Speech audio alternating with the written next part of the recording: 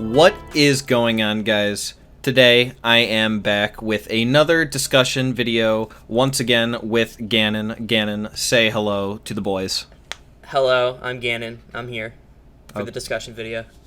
Okay, there he is. That is Gannon. And, yep, we're doing the same thing we did last week. Last week's topic was kind of controversial. It was scuffed. It was shit. I don't particularly find anything that I really say controversial, but that's apparently what I'm known for, so I guess we're going to be doing that again. The title probably already gives you an indication of what we're doing and probably triggered you to an extent, so before that, I would like to make a disclaimer.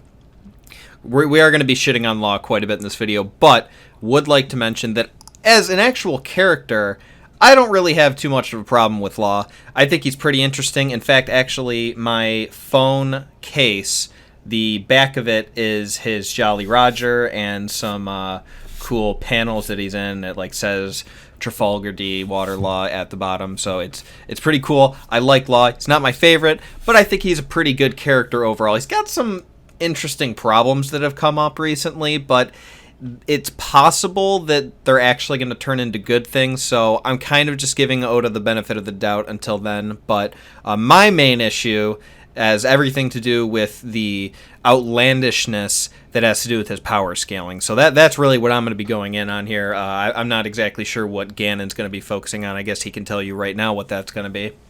Okay, yeah, I'll make a little bit of an opening statement.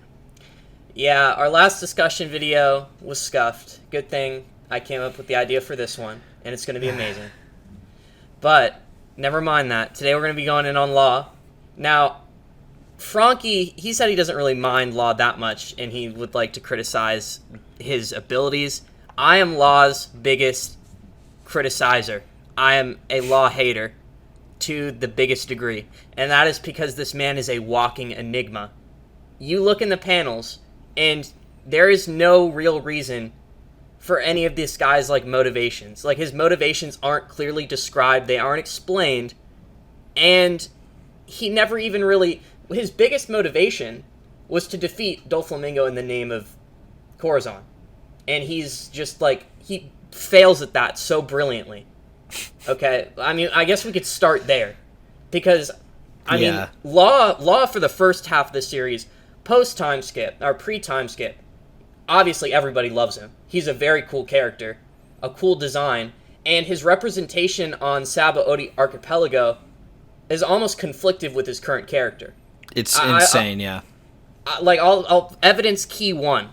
When Luffy does a whole bunch of dumb, reckless shit on Sabaody Archipelago, Law sits in his chair laid back like a dog, and he's impressed. He almost likes it. It's probably the main reason why he chooses to instinctively have allegiance with Luffy, to do this, what is it called? Pirate Alliance. Alliance, yeah, the Pirate Alliance. That's, like, his main motivation, to, like, get together with Luffy, and then now all he does is just bitch about how they do stupid shit all the time. Yeah, that's fair. I mean, in Sabaody, he does say, he does drop the D will blow up a storm again, or the D will definitely blow up a storm again. So it's possible that that's simply all he was referencing, especially because that came from Corazon originally. But yeah, I mean that is a fair point. He does reference the Will of D. I didn't remember him referencing it during Sabaody. He probably did, and it is also just half the reason why he's doing the Pirate Alliance with Luffy is because he is a D. It's mentioned when he drops him off back at Amazon Lily. He references it when Rayleigh shows up. So he's really into the Will of D. He really trusts that they're going to bring a storm again. Trafalgar Law, very cool on his introduction. But then you get to the post-time skip Law, and everything just goes into shambles, as one would say. And it's just really atrocious what they do to this man. That was a pun, right? Like, that was intentional? Oh, for sure. Okay, just making sure. Okay? So, we get to post-time skip Law. No longer the cool, laid-back Law we saw at Sabaody, the one who, aside from the Will of D, he just kind of showed up to Marineford on a whim and saved Luffy, a guy who he really doesn't even know that well. Which was very awesome and cool of him. He captured Luffy's hat from Buggy, put Luffy down to the depths of his submarine ship, and nursed him back to health. Law, another thing I would like to say here, and I'll let you speak. Law is a doctor, but he in no way follows the Hippocratic Oath whatsoever. And the Hippocratic Oath is that a doctor shall do no harm. I'm going to reference this later, because this is actually like a big deal. Law does not practice the Hippocratic Oath whatsoever, but he would like to think that he does. Anyways, your turn. Why don't you go ahead and start us off with your first Law criticism? Well, I mean, I do have actually some criticisms of his character, not just all about his power levels. So I did like what you were saying about how he kind of just okay, so his entire motivation, as far as we've seen, and you could argue it's not, but like, okay, let's just start from the beginning. So we get to Law, he seems pretty cool, whatever, and then we get to Punk Hazard and we start finding out some stuff about him, and it's like, yeah, okay, he wants to take down one of the 4 Yonkos, and it's Kaido specifically. And then he says, all right, so here's the fucking plan. You know, he's got some shit going on with Dofi. One of the reasons that Kaido's such a superpower is because of Dofi. And they're going to take him down so that will cause a problem with Kaido. That will weaken him. And then they'll have a better chance of taking him on head on. And cool. Awesome. Sounds good.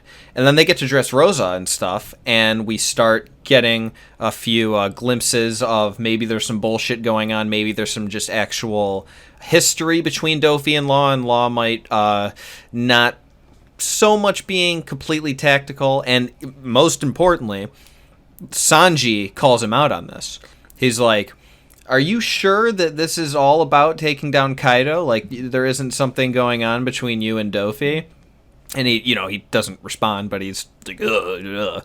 And so it's like, okay, yeah. And then that kind of becomes like what's going on in Dressrosa. We find out that it's all about getting revenge for Law. His entire ambition really is to get revenge for Corazon.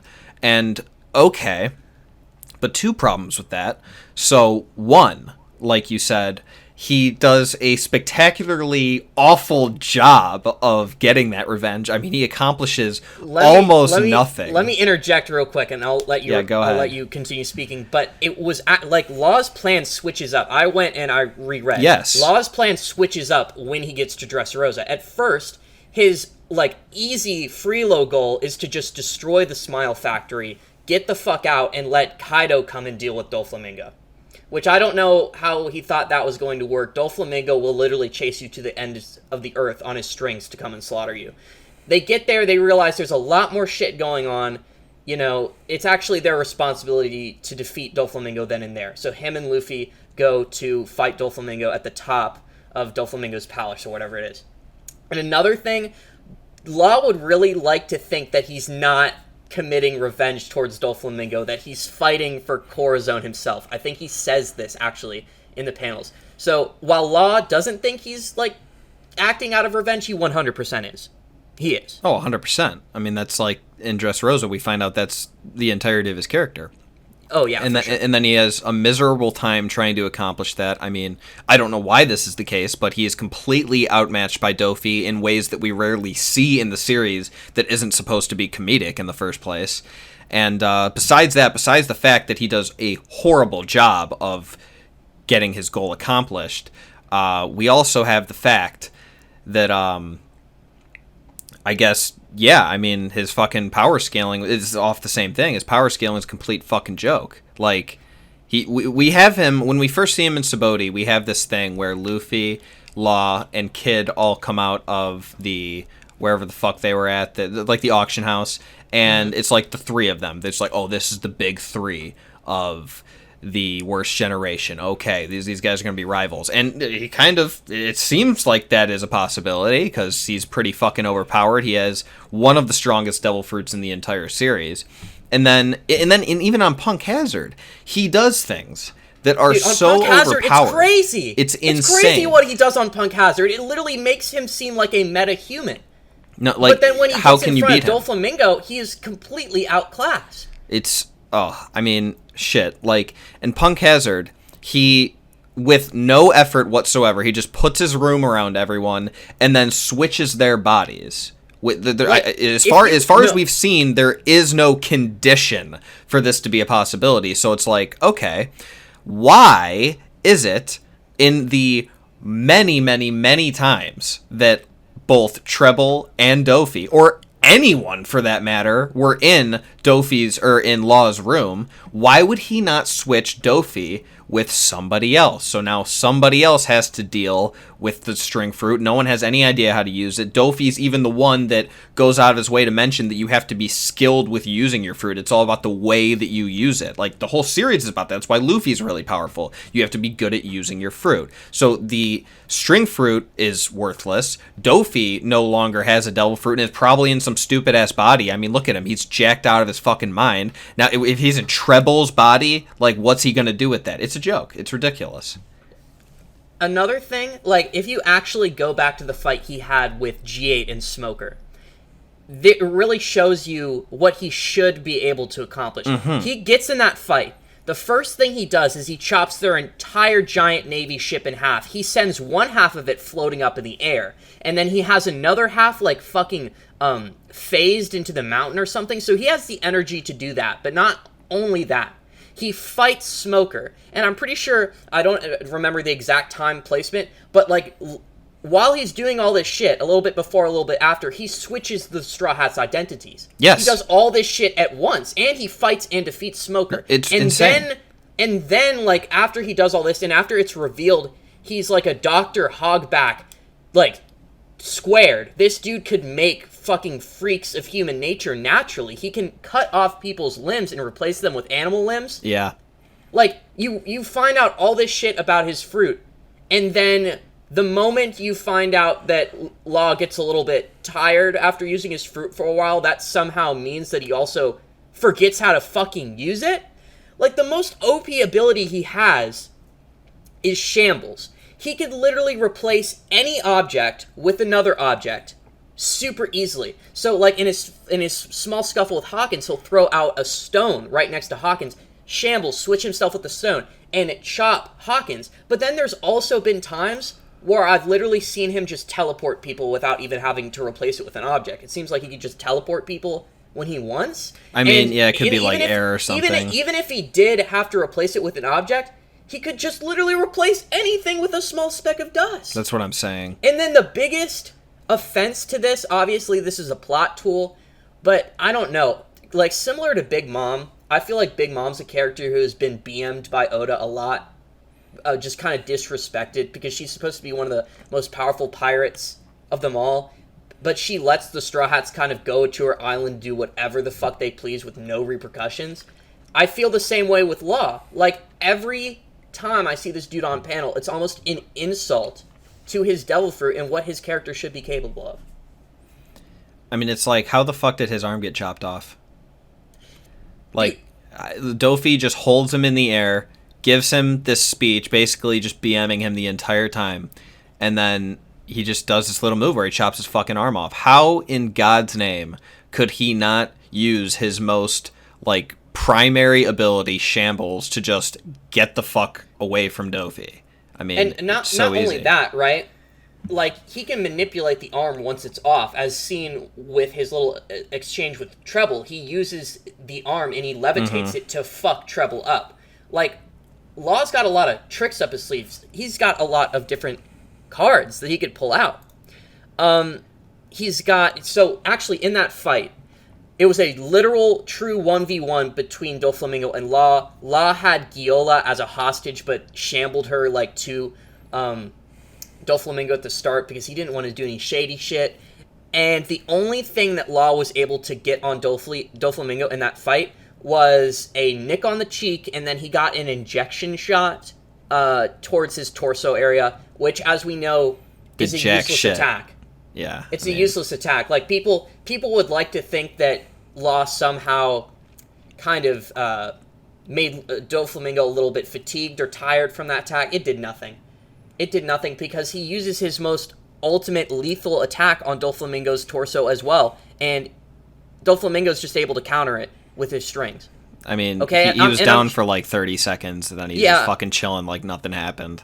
Yeah, and I'm sure that did fatigue Doflamingo a little bit, but nothing happened in his fight on the bridge. It was just total embarrassment. It was definitely a literary device used to show the power discrepancy between these two characters. Doflamingo's a monster. Oh, yeah. And Law is this naive supernova coming thinking that he can actually contest him on this bridge. And, like, Doflamingo's fruit is really strong, and he is superhuman and metahuman, but I feel like Law should have been able to compete a little bit more with the Ope no Mi in that particular instance. Come on. It's arguably the strongest fruit in the series. Like, it's top. It's like people consistently put it in the top 5 in the list. Like, it has to be top 5. I mean, dude, it's oh my fucking god, insane. Like, you're literally in a room that you can grow and shrink based off your own will, and then you can do whatever you want in that room. You're basically a god. You're in god mode as much as you want inside of that room. So the moment we find out Law gets a little bit tired after using this fruit, the fucker just, like, forgets how to use it. Like, he hasn't done shit since Dressrosa. He hasn't done anything. He hasn't done anything. Like, has Oda forgotten about this dude? He's supposed to be that cool, like, assistance character to Luffy, and he's just not even filling that role very well. He's done nothing. I mean, he's done nothing. He did nothing in Zou. There was nothing to do. They just kind of showed up there. And now they had the whole cake arc, so Law's out of that. But now they show up in Wano, and why don't we just discuss real quick what this fucker's done in Wano? Because really what he's done in Wano is just embarrass himself. I mean, 100%. Okay, so first thing we see this guy do, Franky, what's the first altercation he gets in? Do you remember? Yeah, I believe it's with Hawkins. With Hawkins, with the basket on his head, right? He just gets fucking annihilated. I mean, not exactly. He doesn't get annihilated at all. But here's why this is embarrassing. But he didn't accomplish anything. He didn't accomplish anything. But he shows up to that fight, and he says under the mask, he says to himself, this is internal dialogue. He says, I gotta take anybody who has knowledge out on us right now. I gotta kill him right now. Come next chapter, Law does one successful attack on Hawkins. Obviously that won't work because Hawkins has like 8 to 9 lives like a fucking cat. And then right after that, Law gives up. And he's like, oh, I'm a doctor. I don't kill people. Yeah. What the fuck? What do you mean? You slashed up Vergo and literally left his like body's parts and ligaments to just die in an explosion on Punk Hazard, and you say you don't kill people? I mean, the guy became a warlord by taking, I believe it was 500 hearts from I think it was 100 hearts. Is it 100? I was thinking 100 maybe, but regardless. It's either 100 or 500. Yeah, like, he just brings them over to Marineford and is like, check this out, bitch. Like, what? But the thing is that, like, he could have their hearts, but they might they might not be dead, but I mean, well, that's like, it's a threat. Yeah, for sure. It's like, these guys are all dead. Like, basically, it's giving somebody's soul to the fuzz, right? It's like, okay, let me just give your, like, soul to law enforcement real quick. Yeah, that was pretty hard. Law enforcement. Yeah. Okay, shut the fuck up. Yeah, no, that's exactly what happens. It's total bullshit. Yeah, I didn't even remember, honestly, him ever mentioning that he has, like, a problem with killing people. That just seems like total... I mean, he's called the Surgeon of fucking Death. He's called the Surgeon of Death. He's got death tattooed on his right. knuckles. Like, what are you talking about? Dude, like, he talks about eradicating people on the daily. He was like, if the Straw Hats give me any trouble, I'll just eradicate them. Yeah. Like, this dude, it's definitely implied that this dude has taken life before, and that his conjecture to Basil Hawkins saying, like, oh, I'm a doctor, I don't take people's life. Like, no, you do not follow the Hippocratic Oath at all. You are a pirate.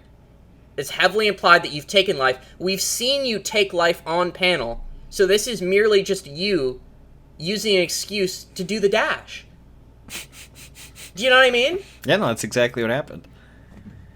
And then right after that, his crewmates get captured by Hawkins, and once he sees that Hawkins has his crewmates' souls engraved in his ability, and that in order to defeat Hawkins, he has to kill his crewmates, Law does kind of a smart thing, and he's like, okay, let's do a trade. Take me in exchange for my crewmates. So Law gets captured by Basil Hawkins. He allows himself to be captured. which could very much destroy and violate their whole entire plan because of his 3 useless crewmates, who one of them might have even been a traitor at this point, for all we known. Well, and yeah, then, at that point, yeah. And then they try to redeem Law's character in some way by having him standing over a bloodied Hawkins escaped. But the thing is that Law does not do this on his own at all. A fucking shadowy figure who we don't know the identification of, possibly X-Drake. No, it's Drake. Do we learn it was Drake? I believe it was confirmed the next chapter. Okay, well, I don't remember that. Anyways. I mean, it's obviously Drake regardless. Like, Okay. It's definitely Drake. I think it's Drake. I don't remember if it was confirmed. I'm pretty sure. This happened like 30 or 40 chapters this was ago. a while ago, yeah. I think it was over a year ago, honestly. But the thing is that Law didn't do anything for himself. He was literally let out by some shadowy figure, then he probably got the drop on Hawkins when he wasn't looking. I mean, if you ask me, I think that Drake is an absolute fucking powerhouse. So, for all we know, it could have been all Drake. Like, Drake's definitely like top 4 supernovas. Yeah, he's an animal, literally. I really like him. Me too. So yeah, no. So like, that's what Law has done since he's shown up to to Wano, and then not only this, the biggest plot device, obviously, is just when he lets Momonosuke away. Why anybody lets Momonosuke get captured? Perhaps we might learn later it's intentional, because there was at least 10 people on those docks who could have speed blitzed Kanjuro and just absolutely murdered him. Luffy, Law, Zoro, Jinbei showed up. Jinbei was there. Sanji can fucking fly. He can literally Sanji's the hop in the fastest air. of the Straw Hats. I mean, shit. But I mean, Law could have just produced a room and looked at a piece of dust on the dock and was like, ooh, shambles. I mean, fuck that. Make it real easy. Replace Momo with Luffy. Game over. Dude, oh my god, and then they fucking destroy Kanjuro, and then their spy, it's just like they have no chance of relaying any information to Kaido and the rest of the gang, but they just let him go on this fucking bird. That was crazy. I would really enjoy a fucking panel of Zoro just, like, looking at Law and being like, what the fuck are you doing here? Like, what? Do you know what is going on? Aren't you, like, supposed to be a supernova? What's happening? By the way, I'm going to do a Law versus Zoro. Have you done a Law versus Zoro versus battle? Yep. I'm going to do it, and listen. What's even the point?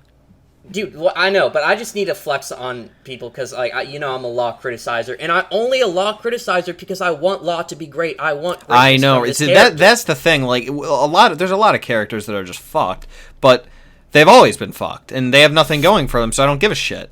Mm-hmm. But like, dude, Law, like, at one point was my favorite character. Dude, he was sick. Right, like, he was so good, and now Oda just fucking destroys him every chance he gets. I don't understand it. It's so sad. His entire, like, big arc is Dressrosa, where he gets to defeat Dofi and shit, and he gets shit on. He's embarrassed. I mean, he's incapacitated for the majority of the actual fight. Luffy does everything and doesn't even do it all. I mean, it's just total bullshit. He literally becomes like a fucking, just a pile of flesh. He's beaten up to a fucking pulp at one point in the battle. Luffy has to throw him off the palace. He has to teleport himself away. And then from then on out, the only thing Law can do, by the way, he's already used a lot of abilities today. He's expanded his room, I'm pretty sure, to a dangerous degree. He's still able to use Shambles to teleport Violet, Viola, and... Wait, it's Violet and Viola, right? What's the pink Same name. Yeah. So, Violet and Viola and Luffy, he just teleports them around like it's easy for him. Like, across this large city. Not to mention, so, like, the limits of his fruit aren't clearly defined at all. It's just like the moment they said, oh, this dude gets a little bit tired after a while. It's an endurance-based fruit. Well, okay, that doesn't mean this motherfucker needs to forget about, like, everything he does with his fruit. And not only that, he just becomes a background character almost. Yeah, and it's like, okay, I mean, if it takes a certain amount of energy to use different abilities, I'm imagining that different abilities take more or less energy. So how in the fuck is it possible that at the beginning of the fight where he's relatively at full energy, he can't use any of his sick tricks that we've seen before, yet after probably like a half hour of fighting when he might reasonably be exhausted, he pulls out his ultimate ability. Yeah. Like, and then he gets a little tired. Yeah, ultimate lethal damaging ability, and then even after doing that, he just is thrown off the palace, and he just has to sit up on a roof somewhere and TP people around like a little bitch. It's so bad. Do you know what I mean? At that point, he literally becomes, like, everybody calls him a glass cannon support character. Dude, he was a piece of fucking shattered glass, TPing people around the PvP zone, bro. Yeah, it was bad. You know, I found it insulting to my intelligence when Luffy was on the run, and then Law gets a hold of him, is like, don't worry, I'm a doctor. Like, don't fucking... he didn't do anything. Like, what did he do? Luffy, it doesn't even have really any, like, external injuries. I mean, what can he do? He didn't do shit. He can't even move. Yourself, bro. Right, like, how the fuck are you gonna help Luffy? Don't act like you helped Luffy in any way. You just took him to safety for, like, 30 seconds. Shut the fuck up. And then another thing I would really like to say... on the wiki, it says Law, like many other pirates, dreams of finding the One Piece, and it's you know, it's like bookmarked here.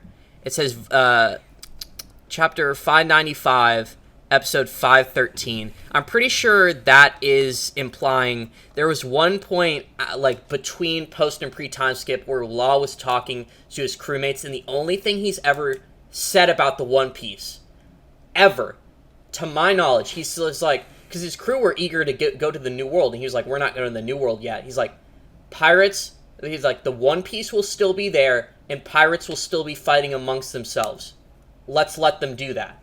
That's the only thing he said.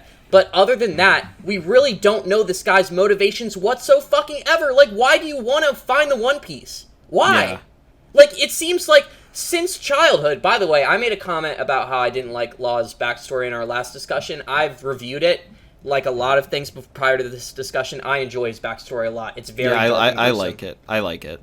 It's very dark and gruesome. It makes him kind of a hateful young character, and it's very it affects him in what he becomes later as an adult. So I actually like it quite a lot. But it's never touched upon why. So you want to defeat Doflamingo in the name of Corazon. You don't do that at all. You land a couple scratches on him. You help Luffy. You basically have to help Luffy carry you the entire day. And then you don't even kill Doflamingo. You just, like, subdue him and he goes to jail. Wow, great job, Law. I'm sure you know he's coming out. Yeah, dude, you feel very... I can't imagine he feels very fulfilled from that victory. Like, they just barely subdue him by the skin of their teeth. And then Law's just like, okay, now time to go to Kaido. Why? Right. Like, what motivation do you have to do this? There was this whole thing where, like, everyone realizes that Law actually has different motivations than he led on to, and it's all about Dofi. And then as soon as Dofi's taken care of, he's like, all right, on to step 2 of the fucking plan. Yeah, what? Dude, you were a kid. You were a kid of doctors bullshit. And your sister, and they were all fucking just slaughtered on this island, and you were about to die as a child. Like, you were about to have an early death. And you just kind of joined the Doflamingo Pirates because you wanted to fuck shit up because you were angry. At what point in this backstory, or at what point in this dude's development, is it ever implied that he has some kind of motivation to find the One Piece? Like, why? Like, the One Piece isn't something you go after just on a fucking whim, right? It's kind of something that you need to dedicate your entire being to if you expect to get that shit. So, like, why? Like, Law wants to bring down a Yonko with Luffy, but why though? I just really would like to. I would like to see him anywhere explain why this is something he's interested in. Why do you want the glory of finding the One Piece? Why do you want to be the Pirate King? Because you're honestly the last bloke on my list who I feel like would want it. Yeah, if there's any like big time pirate that is not gonna want the One Piece, it's probably gonna be Law. Yet apparently he fucking wants it. So the way they're doing this dude's character right now, bro, it's like I feel like he's gonna die. Well, yeah, Law's gonna die. I feel like he's gonna die. Like there's Law's gonna die. Yeah, I feel like, dude, you're kind of not really making him a main character. Like you're not letting people get too attached to him these days. He's kind of doing insignificant shit. He's kind of just always bitching about, like, the Straw Hats doing crazy shit on their own. and like jeopardizing the plan when he himself jeopardized the whole entire fucking plan by letting himself get captured for 3 measly insignificant crewmates. Let's make a comment on that. But dude, like, come on, this guy is a fucking enigma. He's really just like he's a failure, dude. At this point in time, he's kind of a failure of a character, and it just leads me to believe that he's gonna die in Wano just to like support Luffy even some more. Like, come on. Yeah, I don't know if he'd die in Wano, but I can't imagine the story ending with him alive. So I don't know. Like, maybe this dude isn't going to become the next Whitebeard. He isn't going to become like a new Yonko. Like, that's what people like to believe when they saw the big 3 at Sabaody. Yeah, it certainly made sense. But at this point, I mean, and well, so I do see not just the possibility of it, but a real likelihood that what we're gonna see here. Here's what's gonna happen: is shit's gonna actually start going down. Like this huge epic battle at basically Marineford 2 is going to happen at Onigashima, and Law is finally going to get into some fights, and he's just going to be super broken again. Like, he's going to be completely scaled out of damage fucking nowhere. Control. Like, I mean, that's exactly what it's going to be. Oda does a fair bit of damage control. Insane damage control. Like, he's going to be going up against fucking Queen or something. Like, seriously, he's going to be going up against one of Kaido's commanders, and he's going to win. Because, why not? Because he got destroyed by Dofi, so of course during he beats the Wano War? commander. Yeah. Fuck it. No way in hell. Well, I mean, no, it doesn't make any sense, but I'm saying that's what's going to happen. No, that's not what's going to happen. You don't think so? No, I don't feel like Law... Dude, I'm a firm believer that those commanders... Zoro is 100% getting his 1v1 glorious fight with King. That's the only thing I can accept. I truly believe that Sanji, with this raid suit, is going to have to fight Queen like a majority, and that Jack is either going to be fought by Inuarashi and Nekomamushi as like retaliation for what he did on Zou, or he's going to be fought by Jinbei, because the only thing that's keeping Jinbei from being the strongest fishman in the verse at this point is the existence of Jack. I was actually just going to say, I mean, the fact that Jack's a fishman in general, and how like so slightly it's been shown, it's like guaranteed that Jinbei is going to be fighting him. I mean, he might even know him or something. And also their movesets are kind of conflicted, whereas Jinbei's moveset relies on the manipulation of moisture. Jack his epithet is the drought. He like stomps places and creates deserts to a degree, they say. So that's what I believe. I'm pretty confident that they'll be fighting each other.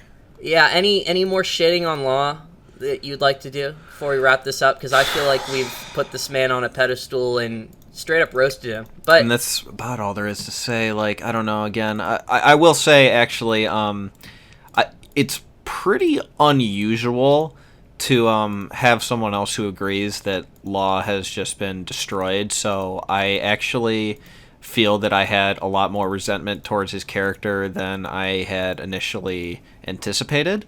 Mm-hmm. So that was interesting.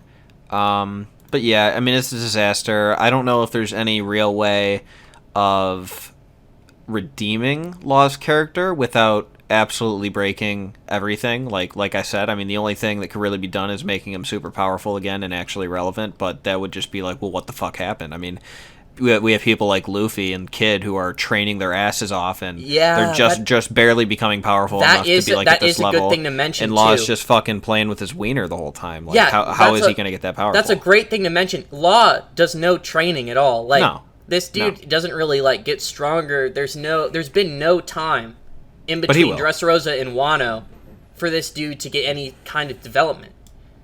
So it's like if he just dead ass pulls something out of his ass and he's like suddenly able to compete with Yonko commander level opponents, then that's just like damage control. It's like Ace versus Jinbei Part 3.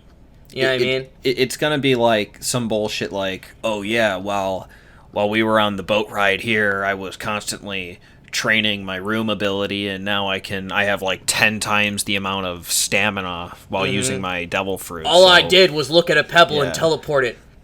All day. Like it's gonna be something like Oda's just gonna throw in some 2-page flashback bullshit for no reason, and he's gonna be like, on the same level as everyone again. It's going now, to be now total bullshit. after doing this discussion, 2 videos are coming from me. Law versus Zoro, because I just need to really paint a picture on how Zoro could defile Law. And then number 2, I'm doing a whole video on Ace versus Jinbei and why it's the bane of my existence. And why that's the biggest damage control in all of fucking fiction.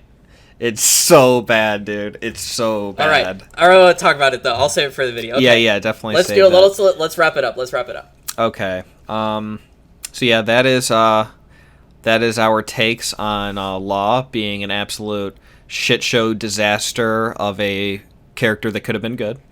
Thank you very much for watching. If you made it this far, I realize this was a pretty long video. These discussion videos tend to be. They're pretty fun. So make sure, if you have not already, you do check out Ganon's channel. Its link is going to be in the description, as well as a link to his latest video. So check that out. Ganon, if you want to say anything else about your channel.